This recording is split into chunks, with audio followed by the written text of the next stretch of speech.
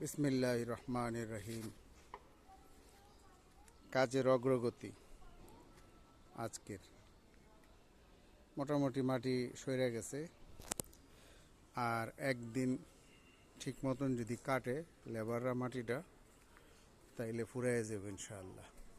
এগুলো সব গর্ত আছিল, মাটি ভরাট করা হয়েছে এই লেভেল পর্যন্ত।